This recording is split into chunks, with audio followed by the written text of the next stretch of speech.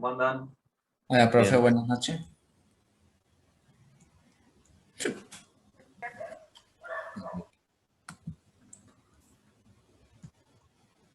Estamos todos adentro ya. Bueno, los voy a ir silenciando para que no haya problemas. ¿Cómo va? Activen los micrófonos cuando tengan que hablar.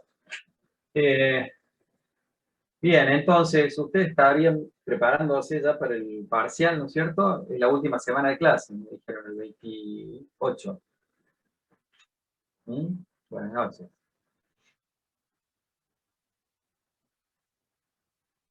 ¿Me escuchan bien? ¿Se escucha? El 28, perfecto. El práctico el lunes 28. Bueno, eh, ¿y hasta dónde entra? ¿Hasta cuál es el último tema que entra en el práctico? Estaban por tiro oblicuo. ¿Algo más entra? ¿Algo más de lo que hemos visto? Hasta tiro oblicuo. Bueno, bueno. Cualquier cosa me van preguntando. Arrancamos entonces con la clase. No creo que sea muy larga la clase de hoy. Bueno, depende de las preguntas siempre. No quiero avanzar mucho más porque se nos van a ir demasiados temas para el parcial, así que vamos a ir de a poco y revisando y haciendo ejercicios. Eh, Profe, una pregunta. Dale. ¿Cuándo sería el parcial teórico? Y la primera semana después de las vacaciones, estaba viendo que es la Ok. primera semana de agosto. Sí, la primera o la segunda, después de las vacaciones. Bueno, gracias. ¿Perdón? Ya lo Y, vamos a... profe, la modalidad, ¿cómo sería más o menos del parcial?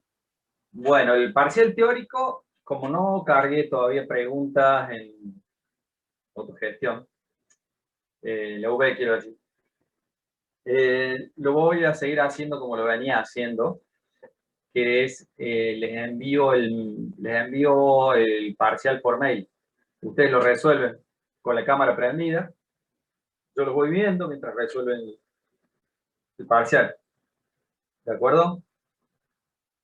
Cámara prendida, el parcial se los envío por mail, ustedes le sacan una foto y me mandan la foto. ¿Sí? Más o menos va a ser 1 hora y media de parcial. Entre 1 hora y media y 2 de parcial. Bien, y A ver, ahí tenemos que, por ejemplo, no sé, demostrar alguna fórmula, sí, pero eso. qué sé yo, ponerle la demostración de la ley de Snell, por ejemplo, del ángulo límite, o bien, eh, qué sé yo, se me ocurre la de, por ejemplo, la formulita de los espejos, o bien, tampoco son, o sea, no hay muchas cosas difíciles. A puño y letra, sí, son a puño y letra. Todo lo que hay que hacer es a puño y letra, como dice acá Lucas. A puño y letra, sacan la foto y me la mandan al estilo antiguo, digamos. ¿Tá? Lo único que no voy a estar yo en el aula para mirarlo. Y van a ser muchos temas, así que en general yo ya tengo preparado como 10 temas. Así que les voy mandando, al azar selecciono, les mando el mail a varios, les mando el mail, el tema uno, a otros el tema 2, voy dividiendo así. Claro, 2 o 3, como son como 30, ponerle, a 3 les toca el mismo tema, nada más. Una cosa así. Y No, antes del parcial, ¿nos puede mandar así un simulacro más o menos general o? puede ser, sí. No había pensado en eso, sí, puede ser. Puede ser. Acá me preguntaron algo en el chat que me dijera. No, les toca aleatorio el tema. Y en el mail que ustedes prefieran, les mando. Si quieren, me van a poner en el chat, me ponen en la dirección del mail que prefieren. Correcto ortografía. No, espero que no sea muy necesario eso. Eh, entonces, El tema es al azar, lo elijo yo. Y ¿qué más hemos dicho? Y al mail que ustedes prefieran, me lo pasan al chat, al mail, y yo voy copiando los mails en el chat y se los voy pasando. ¿Sí? No hay problema. El Bueno, mismo, perdón, profe, el mismo día ese del parcial le ponemos el mail en el chat. el mismo día. El mismo El día. tema, no sé, o sea, yo le voy diciendo, profe, que cada vez, o sea, cada clase que tenemos, terminamos siendo entre 20 y 40, en todas las clases que tenemos, y Sí. después en los parciales aparecen como 80, por eso le digo. Y bueno, no hay problema. Listo, Una listo. hora y media, dos de tiempo, no da para más. Una hora y media creo que andamos bien generalmente con el tiempo de parcial. Con 4 preguntas, 4 o 5 preguntas. Como a través de cálculo, aprender fórmula. Y no, más o menos es alguna deducción, alguna preguntita teórica. Ya, no hay problema. Estamos hablando del parcial, no se preocupen. Gianfranco. Bueno, Ah, pero eso es el cuatrimestre que viene. claro, para después de las vacaciones. ¿Sí? Ah, falta. Preguntitas de eso. Ya vamos a seguir hablando de esto la última clase. Si lo reciben por mail, yo les mando impreso, ustedes me lo mandan después escaneado. Sería mejor escaneado que con fotos para que sea un solo archivo. Y listo. Yo los corrijo a los 2 días. Sí, en PDF, claro. Mejor un PDF.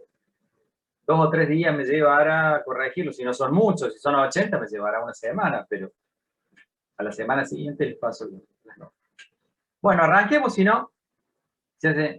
Bueno, en el celular pones el de Genius, yo te puedo pasar, es muy, no ocupa casa, claro, el Camel Scanner, no, tiene muy poquita, ocupa muy poco espacio. Uy. Mire cuántos participantes somos en la clase. Creo que los va a corregir en media tarde a los parciales. Son 30. Se han caído muchos soldados. Sí. Bueno, chicos, arrancamos, ¿ah? Sí, a ver, yo no me acuerdo cuál tengo el cel, pero andan bien eso. No descarguen uno que sea muy pesado, son livianos. Bueno, chicos, arrancamos entonces con la continuación de la clase de los otros días. Lo empiezo a grabar. Recording in progress. Como habíamos visto en la clase pasada, empezamos con dinámica, ¿se acuerdan? Y arrancamos con las leyes de Newton. Y como aplicación de las leyes de Newton, resolvimos algunos problemitas, 2 problemitas creo en particular, de, 2 problemitas de dinámica, utilizando la segunda ley. Bien, usamos la segunda ley de Newton y aprendimos a realizar el diagrama de cuerpo aislado, ¿sí? De un cuerpo sometido a diferentes fuerzas.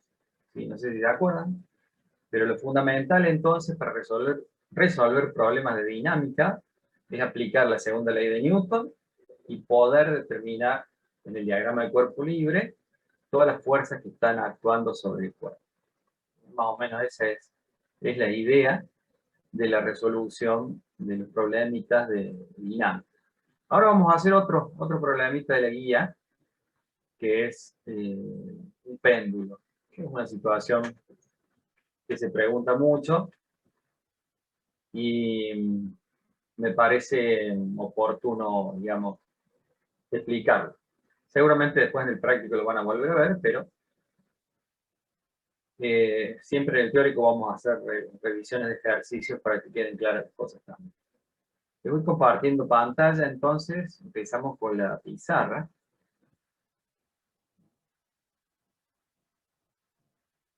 Bueno, no sé si están viendo, es el problemita 17. El problemita 17 tiene ese péndulo que describe un cono, ¿no es cierto? Se trata de una bolita suspendida por una cuerda y está girando en un plano. ¿Sí? Describe un círculo. Cuando va girando, describe un círculo en el plano perpendicular al eje del péndulo, ¿no? Entonces, ¿qué tienen que hacer? ¿Qué nos pide el problema? Dice que la pelota se mueve en un círculo horizontal, como se muestra. Encontrar la velocidad lineal de la pelota en su trayectoria circular si el cordel forma un ángulo de 30 grados con la vertical. El cordel es este, de longitud 24 centímetros. Acá nos está dando una ayuda interesante. Dice, FC igual a mb cuadrado sobre r. ¿Qué era eso? ¿Se acuerdan qué era eso? FC, alguien que me diga. Fuerza centrípeta, ¿era? La fuerza centrípeta, claro, está haciendo un movimiento circular en el plano horizontal. Entonces tengo fuerza centrípeta. El asunto es cómo entra la fuerza centrípeta en las ecuaciones del movimiento. En las ecuaciones, en la segunda ley de Newton. ¿Sí? Entonces, arrancamos con lo de siempre, como hay que arrancar para resolver un problema de dinámica. Nuestro cuerpito es esta bochita, esta bolita suspendida. Entonces, la bolita la aislamos, la sacamos de ahí, el péndulo, como la bolita, y nos fijamos cuáles son las fuerzas que actúan sobre la bolita. El peso y la tensión de la cuerda, ¿no es cierto? Son las dos fuerzas que actúan. El peso que es mg, la tensión de la cuerda, T. ¿Hay alguna otra fuerza que actúe o no? No puse la T de peso. No, solo esas dos. ¿La fuerza centrípeta o no? La fuerza centrípeta Ah, es, sí. es la fuerza resultante. A ver, la fuerza centrípeta, ahora vamos a ver cómo se involucra la fuerza centrípeta en este sistema. La fuerza centrípeta apunta hacia adentro, ¿no es cierto? Es lo que mantiene la pelotita en la trayectoria circular. Ahora vemos. El ángulo que forma, este ángulo le vamos a poner alfa, y después en todo caso resolvemos con numeritos. Ese es el ángulo alfa, por lo tanto el ángulo que forma con la vertical, este es alfa, ¿no es cierto? La tensión. Y entonces hagamos la suma de las fuerzas. En la dirección I, sumemos las fuerzas. ¿Qué fuerzas hay aplicadas en la dirección I? Que es la dirección vertical. Esta es la dirección vertical. Sería el seno de T y P. Ahí está. Esta es la dirección I y esta es la dirección X. ¿Bien? Este va a ser nuestro sistema de referencia. Entonces, en la dirección I, como dijo su compañero, la tensión por el coseno de alfa apunta para arriba. La componente esa, coseno de alfa, apunta para arriba. El peso, que es mg, apunta para abajo. ¿Y cuál es la resultante de las fuerzas en el eje Y? El movimiento que está realizando es horizontal, entonces en el eje vertical no hay aceleración. ¿De acuerdo? Entonces tenemos que la suma de las fuerzas en el eje Y es igual a C. Pero en el eje X, si las dos fuerzas aplicadas son estas, la única fuerza aplicada en el eje X es la tensión. La tensión por el seno de alfa está en el eje X, ¿no es cierto? Y es igual a la aceleración a la que está sometida el cuerpo. Entonces, de este lado ponemos la fuerza, perdón, a la fuerza resultante, a la que está sometida el cuerpo, en la dirección X. Y la fuerza resultante en la dirección X es la fuerza centrípeta. Esto es masa por aceleración centrípeta. ¿De acuerdo? La suma de la fuerza es igual a masa por aceleración. La aceleración resultante, o la fuerza resultante, es la fuerza centrípeta para ese lado. De esta forma, se resuelve cuando hay fuerza centrípeta aplicada. Sumo las fuerzas en la dirección del radio, elijo un eje que tenga la dirección radial, y la suma de las fuerzas a lo largo de ese eje es igual a la fuerza centrípeta. ¿De acuerdo? Entonces tenemos masa por aceleración centrípeta, que es igual a masa por la velocidad al cuadrado, que es la velocidad tangencial. La velocidad de esta V que aparece ahí es la velocidad tangencial, ¿cierto? Es la velocidad esa, tangente al círculo. masa, velocidad al cuadrado dividido el radio del círculo, ¿no es cierto? El radio del círculo es, vamos a hacerlo con color rojo, es desde el centro del círculo hasta cualquier puntito de la circunferencia. En particular,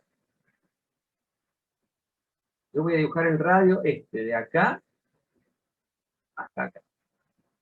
¿Por qué voy a dibujar ese radio? Porque el radio ¿qué longitud tiene? No es el dato, el radio no lo tengo como dato. El radio no es dato, pero lo que sí es dato es la longitud del hilo. Entonces, la longitud del hilo por el seno de 30, L, que es 24 centímetros, por el seno de alfa, me da el radio del círculo. ¿Bien? Entonces, ¿qué tenemos que despejar? ¿Qué tenemos que calcular? Nos pide que calculemos la velocidad tangencial. Nos pide que calculemos B, el problema. Bien. No tenemos la tensión. La tensión de la cuerda no la tenemos en esta ecuación. Pero para eso tengo la ecuación anterior, de la cual sí puedo despejar la tensión de la cuerda. Entonces, la tensión de la cuerda por el coseno de alfa es igual a m por g. Se utilizó la ecuación I para despejar la tensión. Entonces la tensión es igual a m por g sobre el coseno de alfa. Y ese valor de tensión lo reemplazo en la segunda ecuación. Entonces, tengo que, reemplazando la tensión, voy a poner t, pongo m por g sobre el coseno de alfa, multiplicado por el seno de alfa, es igual a la masa por la aceleración centrípeta, b cuadrado sobre r. ¿Bien? Seno de alfa, coseno de alfa, la masa se simplifica. Las masas se simplifican. Entonces tengo seno sobre coseno es tangente. ¿Qué quiero? La velocidad. Ahí está esperando la ecuación de X.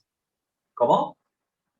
¿Ahí qué hizo? Despejó T y la está De reemplazando la en X. ecuación esta. De esta ecuación despejé T. Y después la reemplacé acá, en la segunda ecuación, hice sustitución. ¿Bien? Igualo, me queda mg seno de alfa sobre coseno de alfa igual a mb cuadrado sobre r. Simplifico las masas y despejo la velocidad. Entonces me queda que la velocidad del cuadrado es r por g, y seno sobre coseno de alfa, ¿qué es? La tangente de alfa. Tangente. ¿Cómo? No escuché. No, la tangente ese. Tangente de alfa.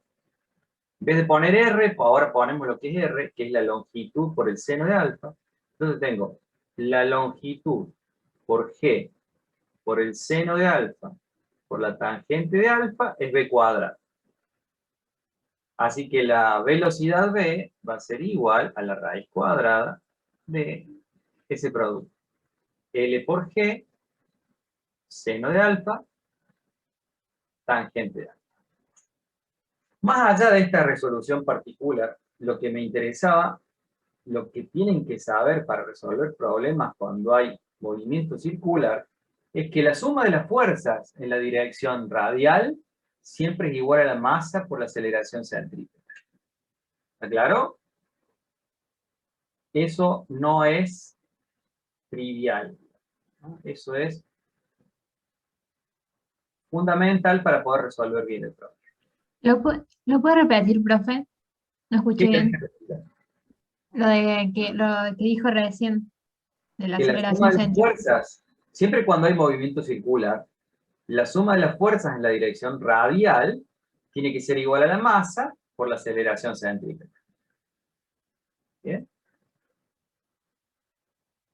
Entonces, de esta forma despejan L. Bueno, después reemplazan 24 centímetros, raíz cuadrada de 0,24 metros. Son 24 centímetros. G vale 9,8. 9,8 metros sobre segundo al cuadrado. Y alfa es 30 grados, así que el seno de alfa, el seno de 30 es 0,5. La tangente de 30 es ya no me acuerdo, 0,5 sobre 0,8, un medio sobre raíz de 3 sobre 2, es 1 sobre raíz de 3. 1 sobre raíz de A mí, 3, profe, en la calculadora la tangente de 30 me da raíz de 3 sobre 3. raíz de 3 sobre 3. Sí. Sí, raíz de 3 sobre 3. 1 sobre raíz de 3 es lo mismo que raíz de 3 sobre 3. Si racionalizan, multiplicar y dividir por raíz de 3, ¿está? Se queda raíz de 3 sobre 3. 1 sobre raíz de 3 o raíz de 3 sobre 3. Bueno, ahí está. Esa sería la solución del problemita. Pero lo fundamental entonces es esto. Entender que la suma de las fuerzas en la dirección radial es igual a la masa por la aceleración céntrica. Las otras ecuaciones complementan el problema. Complementan, por supuesto. ¿Estamos? ¿Se entendió? Bien. Entonces, comencemos. Perdón, profe, me perdí cuando reemplazó ahí en la cuestión esta de la velocidad, el Sí. peso. Porque primero viene, mira, la B al cuadrado. Ahí al final casi. B al MG, cuadrado igual. No, más abajo, al final de lo que hizo. acá. Al final, ahí es. Radio por G por tangente de alfa. Sí. Bien, ahí reemplazó radio por L seno de alfa. El radio L es de alfa. L seno de alfa. Entonces el radio es L seno de alfa. Que queda el ¿Por G qué? en el medio ahí. ¿Cómo? Claro, la Bueno. G la puse en medio. L seno de alfa por G por tangente alfa. Ajá. Sí, le puse al medio. ¿no? Bueno. Para poner las trigonométricas juntas, ¿no? Es gusto, Sí. nada más. Es estética un poquito para que se vea mejor. Nada más. Bueno. Entonces, dejamos de compartir y volvemos a otro tema fundamental de la dinámica, que es otra de las leyes demostradas y observadas por Newton. Compartimos entonces la ley de gravitación universal. Bien. Oh. ¿Qué dice la ley de gravitación universal? Debería correr esto para algún lado. Perdón, ustedes no están viendo eso. Vamos a nuevo. Compartimos pantalla. De nuevo, tengo que hacerlo. Estoy moviendo los controles de Zoom, que ustedes no creo que no los ven, que a mí me tapan la pantalla y me molestan, pero cuando muevo los controles de Zoom, se me tilda el PowerPoint. Bueno.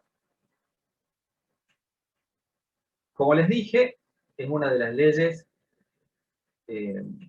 observadas y descritas por Newton, que se llama la ley de gravitación universal. En una época en que había demasiados datos, muchos datos acerca del comportamiento de los planetas y su movimiento, él aporta, digamos, esta ley que es fundamental para la comprensión de esos movimientos. ¿Qué dice la ley de gravitación universal?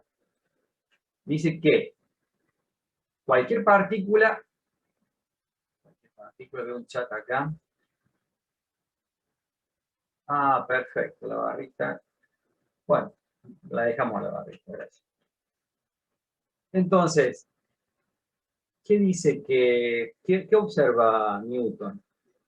Que dadas dos masas, acá le llamamos partículas, dos partículas de masa m, cualquier par de partículas, entre ellas se atraen. Cualquier par de masas experimenta una fuerza de atracción entre ellas. ¿Bien? Y esa fuerza de atracción entre las masas es directamente proporcional al producto de las masas. Es decir, mientras más grandes las masas, más fuerza se ejercerán, más atracción ejercerán entre ellas. Pero además, es inversamente proporcional al cuadrado de la distancia entre las masas. ¿Qué quiere decir esto? Que mientras más lejos estén las masas, más chiquita es la fuerza. Mientras más cerca, más grande es la fuerza. ¿Bien? Entonces, si las partículas tienen masa 1 y masa 2, y están separadas a una distancia r, la magnitud de la fuerza de gravitación es, con suspenso, ¿va? Y la magnitud de la fuerza de gravitación, acá tenemos las dos masitas que se ejercen una fuerza de atracción, F1,2 y F2,1, están atraídas de acuerdo a la siguiente formulita. Directamente proporcional al producto de las masas e inversamente proporcional al cuadrado de la distancia entre los centros de las masas, ¿cierto? Y G es la constante de proporcionalidad, que es la constante de gravitación universal. ¿De acuerdo? Lo interesante es que la fuerza es un vector. La magnitud de la fuerza está dada por la proporcionalidad entre las masas y dividido por la distancia del cuadrado. Pero además, las fuerzas tienen la dirección de la recta que une las dos masas, y el sentido está dado por el hecho de que las masas se atraen, de que la fuerza es de atracción. ¿De acuerdo? Entonces, acá tenemos la fuerza. Si yo observo la masa 1, ¿cuál es la fuerza que le está realizando la masa 2? Es esta fuerza F2,1. La fuerza F2,1 apunta hacia la masa 2. ¿De acuerdo? Y la fuerza F1,2 apunta hacia la masa 1. Entonces lo que define el sentido es el hecho de que sea una fuerza de atracción. El módulo está dado por esa formulita, ¿sí? Y la dirección es sobre la recta de acción que une las dos masas. El valor de la constante de gravitación universal es este, 6,676 por 10 a la menos 11 newton por metro cuadrado sobre kilogramo cuadrado. O sea que cuando uno pone esta constante acá adentro, la unidad resultante va a ser el newton, ¿bien? Porque divide por metros cuadrados se simplifica, multiplica kilogramos al cuadrado. Bueno, lo interesante entonces es que esta es una ley observada, y un resultado empírico que se fue verificando, que fue verificado después también. Cavendish hizo un experimento muy sencillo en el que pudo demostrar y calcular el valor de G. Que pueden verlo en el librito Serway, por ejemplo. Es bastante sencillo. Entonces, ¿cómo calcularíamos, por ejemplo, si esta ley es universal? Quiere decir que también vale para la fuerza ejercida por la Tierra sobre cualquier cuerpo ubicado en su superficie. Bien.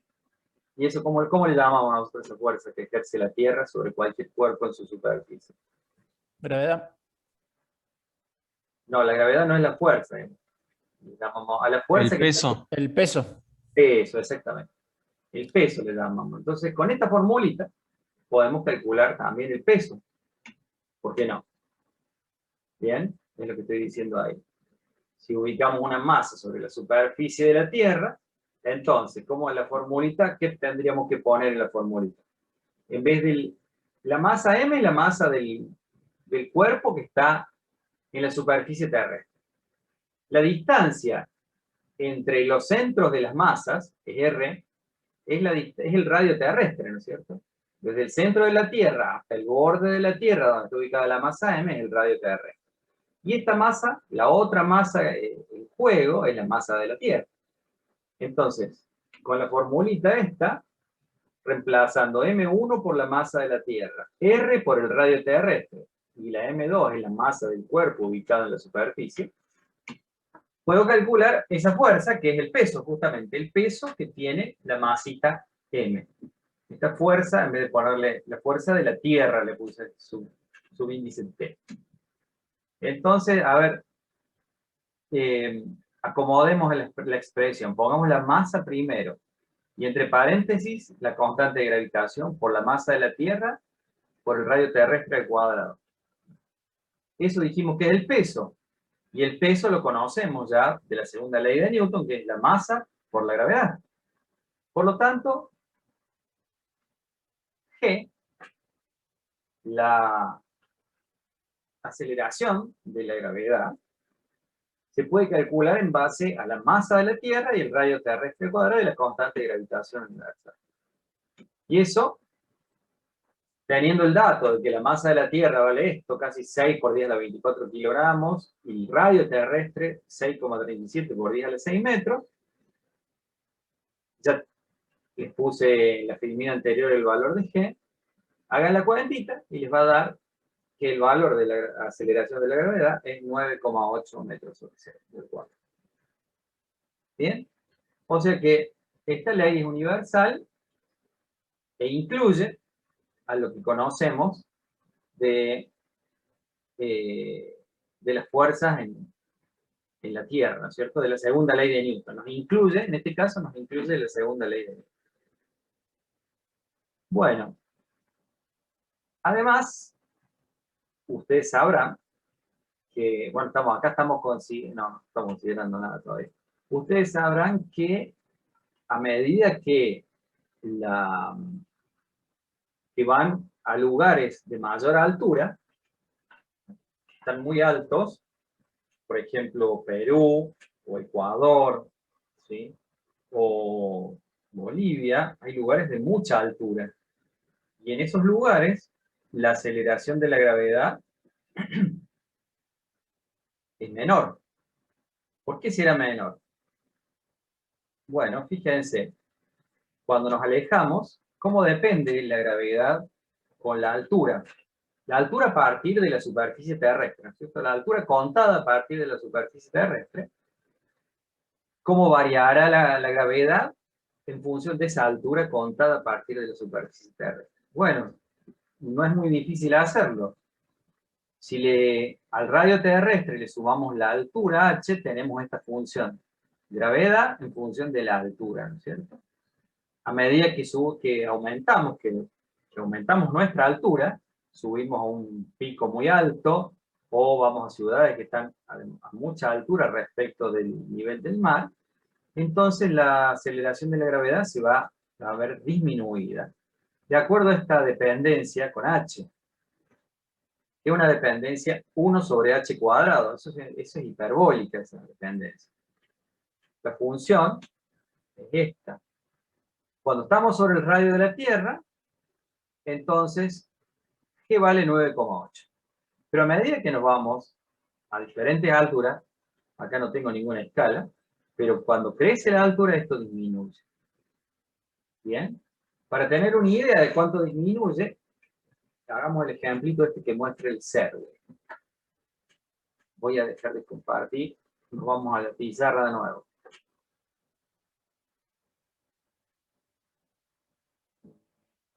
Acá. Fíjense, dice, la Estación Espacial Internacional opera a una altura de 350 kilómetros. Los planes para la construcción final muestran que 4,22 por 10 a la 6 newton de material pesado en la superficie de la Tierra fue transportado por diferentes naves espaciales. ¿Cuál es el peso de la estación espacial cuando esté en órbita? La órbita es de 350 kilómetros, ¿no es cierto? ¿Qué tendríamos que hacer? El peso de la estación espacial, peso, es igual, módulo, a m por g. Eso lo sabemos. Nada más que el problema es que g no es 9,8, porque está muy lejos, está a 350 kilómetros, está muy alta la estación espacial. ¿Cuánto vale g cuando la altura es de 350 kilómetros? Bueno, según lo que acabamos de ver, g era la constante de gravitación por la masa de la Tierra sobre el radio terrestre más la altura h al cuadrado. Eso era g.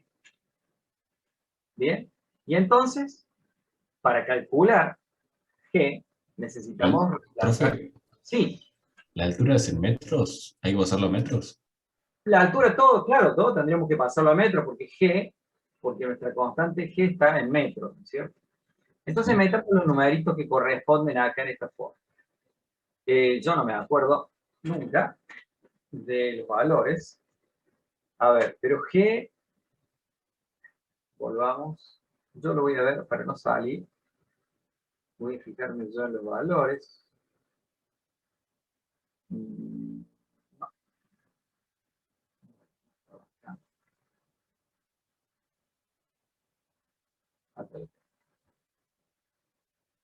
M es 5,98 por 10 a la 24.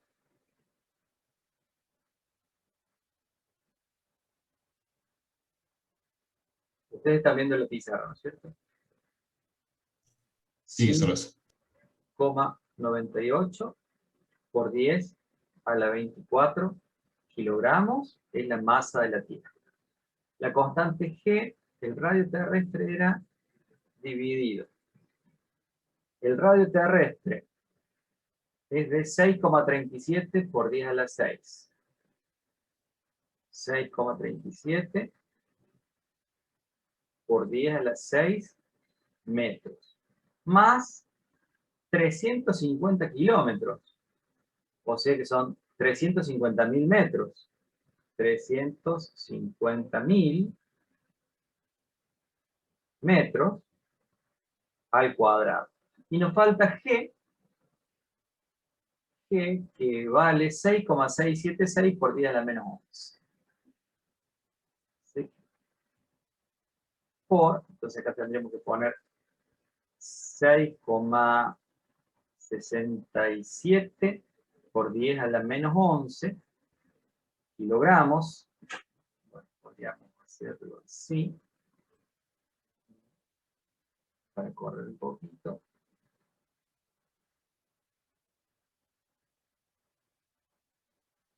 Por 10 a la menos 11 newton por metro cuadrado sobre kilogramos al cuadrado.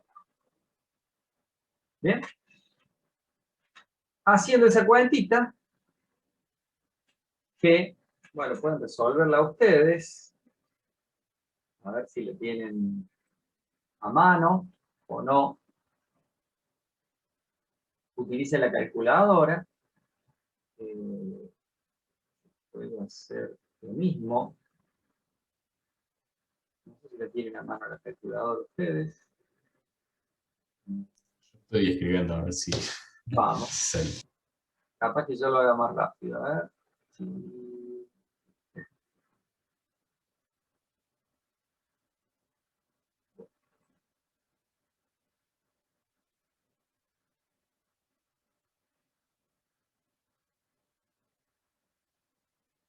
Como para tener el dato de cuánto disminuye G, ¿no es cierto? Y yo lo había puesto a mano, perdonen, pero se me fue. Yo lo estoy buscando. Yo lo tenía bien puestito recién. Ahí está.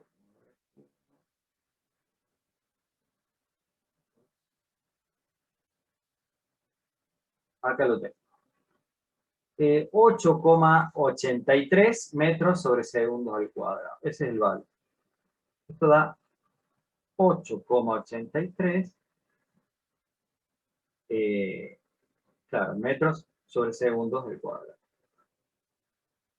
8,83 de 9,8, o sea, disminuyó mucho. Esta G a esa distancia. Bajó bastante. Yo creí que iba a bajar más. Por lo tanto, el peso de la estación espacial, si tenía 4,22 newton de material en la Tierra, si el peso era de 4,22 por 10 a la 6 newton, peso en tierra, le vamos a poner peso en tierra, 4,22 por 10 a la 6 newton. Esto es la masa por la G en tierra, por 9,8. O sea, acá tendríamos que sacar la masa, despejar la masa y multiplicarla por la G' esta, ¿sí? Para obtener el peso. Si hacen esa cuentita, el peso les da 3,8 por 10 a la 6 newton. Bien. Eso les da, calculando la masa de acá, el peso de la estación espacial es 3,8 por 10 a la 6 newton. Se redujo bastante, no tanto como yo creía. Pero entonces, el decaimiento, esto muestra claramente que la gravedad disminuye cuando uno cambia, aumenta la altura. ¿Cierto? Es lo que pasa en ciudades como La Paz, en Bolivia, como habrán escuchado ustedes lo que les ocurre a los jugadores de fútbol. La excesiva altura, digamos, hace que la presión atmosférica no sea la misma. La presión atmosférica es justamente el peso de la columna de aire. La presión atmosférica no es la misma, entonces la presión de oxígeno no es la misma a la que estamos acostumbrados. Por lo tanto, nuestra sangre no absorbe tanto oxígeno como el oxígeno al que está acostumbrado a absorber. Por eso la sensación es de falta de aire, ¿no? Simplemente por la altura. Simplemente por esto. Porque G cambia con la altura. Si le ponemos acá 3.000 metros en vez de 350 kilómetros, le podemos poner, son 5.000 metros de altura, 4.000 y pico de metros, entonces ponemos 4.000 metros y nos fijamos cuánto cambia. Pueden hacer ese ejercicio en casa. Bueno. No entendí el cálculo ahí del peso de la estación. ¿Por qué primero calcula el peso de la... Es un problemita, Tierra? digamos. Ahí te lo... El peso, el dato del problema dice que el peso en tierra es de 4,22 por 10 a la 6. Ese es el peso en tierra. Pero para calcular el peso de la estación espacial, que no está en tierra, sino que está en órbita, tenemos que usar esta G' y la masa. El peso en órbita es la masa por la G', por la aceleración de la gravedad a aquella altura, ¿no es cierto? No me da el dato. ¿La masa cuál es? El problema no me da el dato de la masa, pero me dice que el peso en tierra es 4,22 por 10 a la 6, newton. Entonces, ¿qué cuenta haces? ¿Cómo? ¿Qué cuenta haces entonces para saberlo? Despejo la masa de acá, 4,22 por 10 a la 6 newton, dividido 9,8, que es G en tierra, metros sobre segundo al cuadrado, y te da la masa. ¿Bien? Con esa masa, la multiplicas por 8,83 y te da ese peso. Termínenlo ustedes el problema, fíjense en el Serway. Ah, ese pasito querías ver. Claro, ese pasito es ese simple, digamos. Para sacar el dato. Te podría haber dado directamente la masa, el problema, pero es para que hagas una cuantita más. Bien. Continuamos entonces con la dinámica. Sigo compartiendo el PowerPoint. Entonces, teníamos que la fuerza, bien, y la dependencia de la gravedad con la altura. Hicimos el problemita para comprender más o menos a cuánto disminuye. Se iba, o sea que fíjense, esta altura es mucho más que 350 kilómetros. Si a los 350 kilómetros se iba a 8,8, iba por acá, quiere decir que esta distancia son 350 kilómetros. ¿Sí? Decae estas alturas, esta escala, no le puse una escala, digamos, debería haberle puesto para que tengan una idea, pero el problema nos da una idea. 8,8, acá 350 kilómetros. ¿Bien? Bueno. Podemos hablar muchas más cosas de la ley de gravitación universal, podríamos meternos en las leyes de Kepler, pero bueno, no están incluidas en el programa, por ahí. Cuando uno tenga la inquietud, puede acercarse y ver qué es lo que decía Kepler.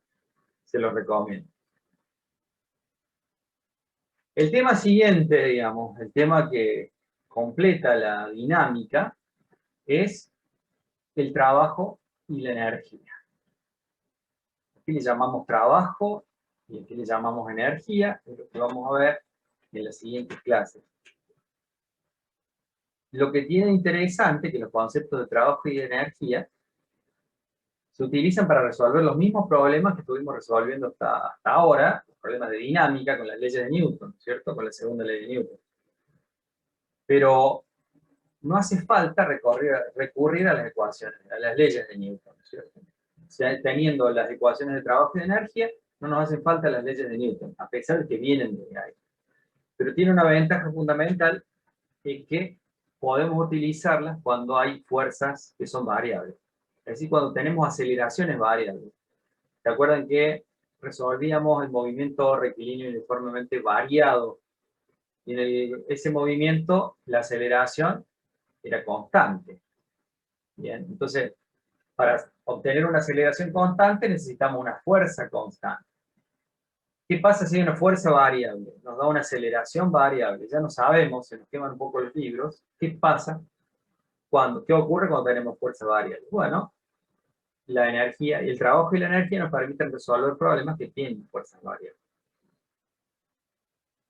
Empecemos con el concepto de trabajo. ¿Bien? Y empecemos justamente con el trabajo de una fuerza constante, para no complicarnos mucho la vida del principio. ¿Qué ocurre? ¿Cómo definimos el trabajo cuando ejercemos una fuerza constante a algún cuerpo? No sé si están familiarizados ya con este concepto, pero vamos a definir, esa es la definición, pero mejor mostrar primero la figurita. Cuando uno desplaza, le realiza una fuerza a un cuerpo, como esta F vector, ¿bien? Y esa fuerza provoca un desplazamiento del cuerpo, un desplazamiento del PR. El trabajo se define, el trabajo realizado por esta fuerza F, o por el agente que realiza la fuerza, el trabajo de la fuerza, se define como el producto del desplazamiento realizado durante la aplicación de la fuerza, multiplicada por la componente en la dirección del desplazamiento.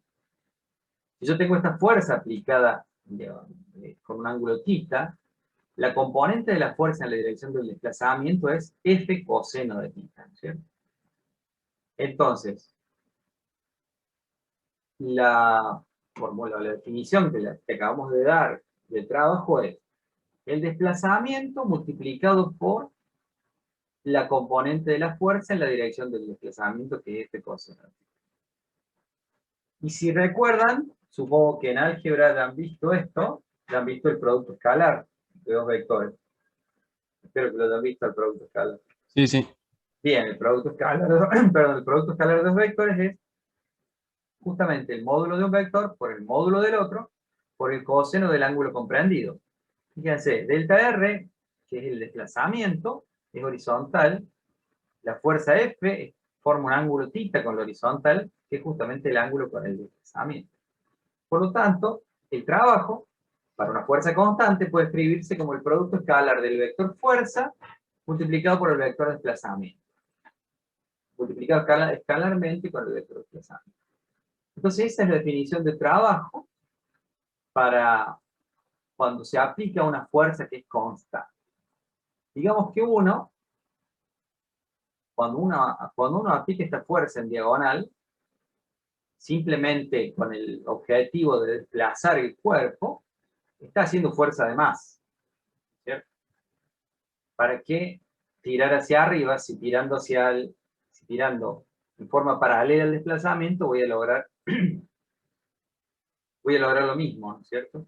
Estoy perdiendo una componente vertical de la fuerza que no contribuye al desplazamiento. ¿De acuerdo? Como por ejemplo en esta situación, tenemos la misma de recién. Aplicamos la fuerza diagonal, con un ángulo θ respecto de la normal. ¿Bien? Las otras fuerzas aplicadas sobre el cuerpo son el peso y la normal, como ya sabemos. Pero tanto el peso como la normal son perpendiculares al desplazamiento. Entonces ninguna de esas contribuye al trabajo. Ninguna de esas fuerzas hace trabajo porque son perpendiculares al desplazamiento. ¿Sí? Las únicas fuerzas entonces activas para desplazar un cuerpo son las fuerzas en la dirección del desplazamiento. ¿Vamos? Entonces, la única fuerza que realiza trabajo es la fuerza F, porque tiene una componente que es justamente paralela al desplazamiento. ¿Bien? Ya vamos a ampliar y vamos a ver ejemplitos. Estamos introduciéndonos en el tema.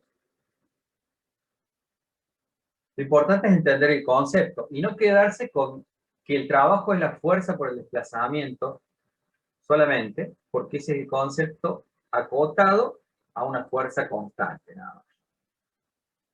¿Qué ocurre si aplicáramos una fuerza variable? Es decir, si a lo largo del desplazamiento, yo hiciera una fuerza para allá, después disminuyo la fuerza, después la aumento, voy variando la fuerza a lo largo del desplazamiento. ¿Cómo calculo el trabajo en ese caso? Que la fuerza ya no es constante, sino está variando. ¿Sí? Tengo una fuerza variable.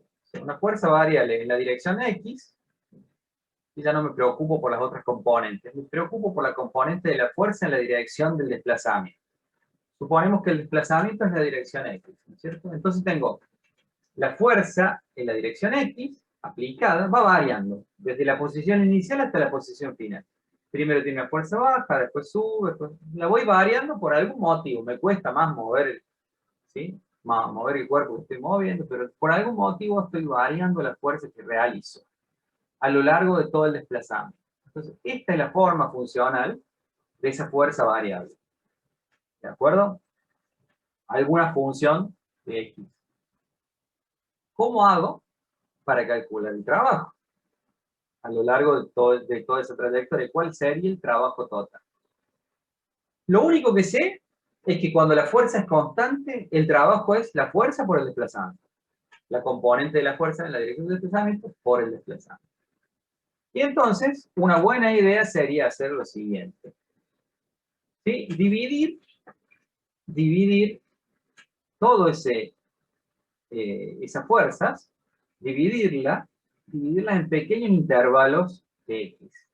En pequeños intervalos, porque cuando el intervalo de desplazamiento es chiquitito, la fuerza puede aproximarse a un valor constante. Mientras más chiquito el intervalo en X, más parecido a un valor constante tiene la fuerza en ese intervalo, ¿cierto? ¿De acuerdo? En este caso, el intervalo en X, para la primera de las divisiones, ¿bien? El tamaño del intervalo este chiquito no es suficiente para ver que la fuerza es constante, ¿no es cierto? Porque acá se ve variable a lo largo de ese intervalo. Pero uno, para verlo constante, para ver la fuerza constante, tiene que achicar mucho el intervalo. Entonces la idea es esa, dividir todo el desplazamiento, el intervalo grande del desplazamiento, dividirlo en pequeños desplazamientos chiquitos delta X. Porque en esos pequeños desplazamientos, la fuerza puede considerarse constante. ¿Bien?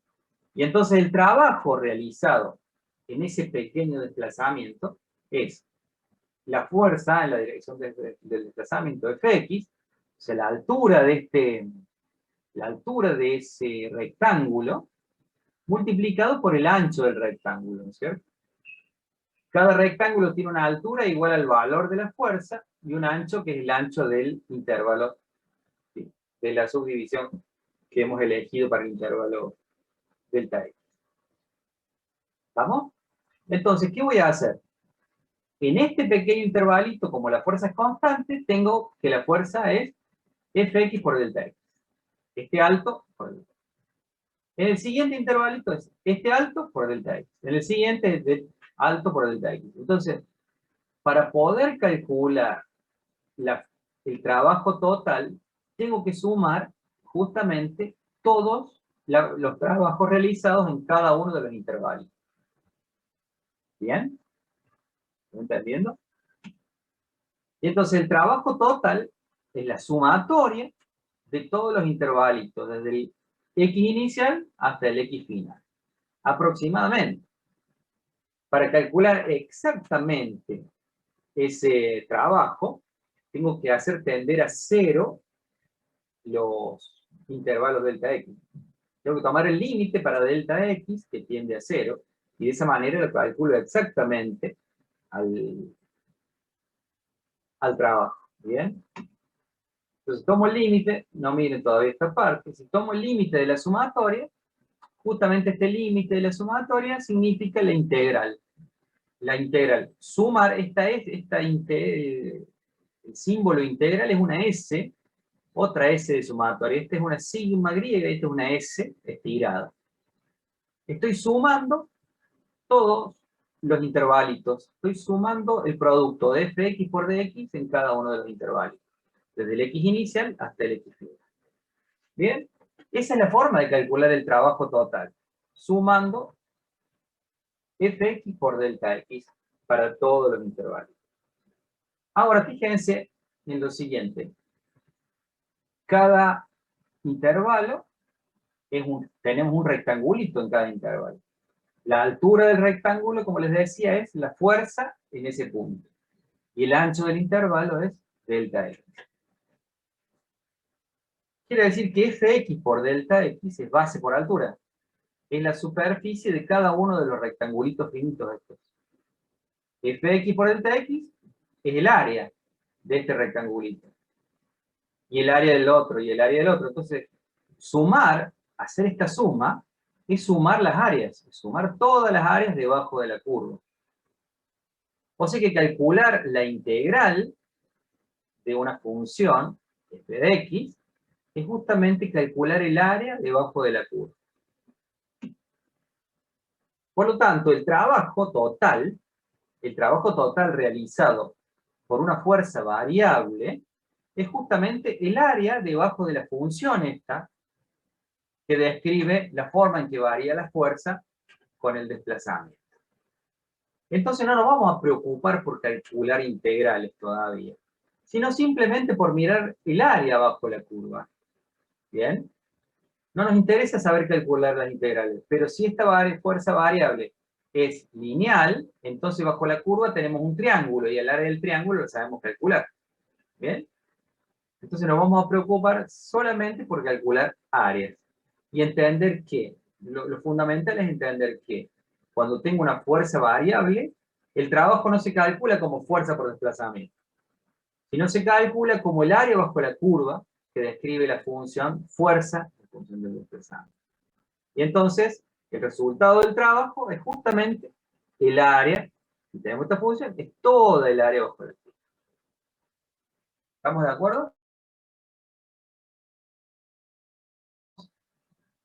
En los dos. Este concepto es más general y abarca el concepto anterior de trabajo de una fuerza constante. ¿Está claro?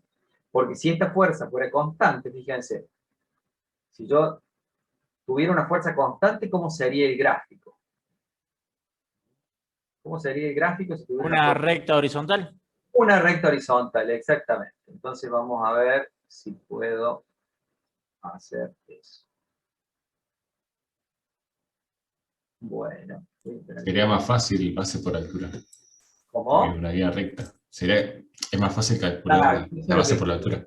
Muy bien, eso es lo que quería que vieran. A ver si puedo contestar. Tenemos una función constante, es justamente esto. ¿Sí? ¿Se ve la recta que estoy dibujando? Sí, sí. Sí, sí. Bien, dibujé la recta, tengo una función constante, y entonces el área bajo la curva, ¿qué es? Un rectángulo. Base, ¿y cuál es el área bajo la curva? Base por altura. La altura es la fuerza constante, F. Y la base es el desplazamiento, F por delta X, lo que acabamos de ver antes. O sea que este concepto del área bajo la curva, bien, el concepto de fuerza variable, por supuesto, que incluye al de fuerza constante, ¿no es cierto? Es el área bajo la curva de una función constante, entonces es lo mismo. El concepto abarca el anterior. Bueno, nos quedemos entonces con el concepto de trabajo. Vamos a calcular los trabajos, por ejemplo, realizados por la fuerza de gravedad. Vamos a calcular trabajos realizados por la fuerza de un resorte, que es una fuerza variable. Pero todo eso lo vamos a ver en la clase que viene. No sé cómo estamos de hora, creo que más o menos estamos cerca de las 10. Bueno, Muy bien, profe. sí. ¿Esto vamos- deberíamos tener práctico el martes o no? ¿Cómo? El lunes, digo. Recording No te stopped. entendí. ¿El lunes nosotros en práctico lo deberíamos de ver esto o aún no? No, no, Estamos no. adelantados nosotros. No, en el teórico vamos más rápido, siempre se va más rápido. En el teórico, ustedes en el práctico tienen muchos ejercicios para hacer y está bueno que los hagan y que se dediquen bien a hacer los prácticos. Cuando lleguen a este tema, repasar el teórico les va a ayudar porque hemos resuelto problemas en el teórico, ¿no es cierto? Entonces, siempre el teórico es un apoyo, Ah, es justamente los fundamentos de lo que hacen en el práctico, el teórico. Entonces, yo trato de pegar la teoría con los ejercicios para que entiendan cómo se resuelven y después vayan al práctico un poquito más confiados de lo que tienen que hacer. ¿De acuerdo? claro, entonces nosotros ahora el miércoles que viene vemos ejercicios de esto. El miércoles que viene vemos ejemplos, aplicaciones de trabajo y vamos a ver energía también. ¿De acuerdo? Ustedes, Espectacular, porque si no es como mucho junto, creo. claro, ustedes preocúpense por el práctico, los temas del práctico, los temas que van al parcial en el práctico y pregúntenme lo que haga falta porque yo termino con energía y paramos acá, paramos en energía y empezamos a revisar las dudas que tengan para el parcial. La clase que viene, o la otra, supongo, terminaremos, nos quedan 3 clases. Termino con energía y empezamos a repasar para el parcial práctico y para el teórico si quieren. También. ¿Estamos? Para el parcial teórico sí va dinámica. Para el parcial práctico tenemos que preguntarle al profe si va a entrar o no. Exactamente, pregunten bien.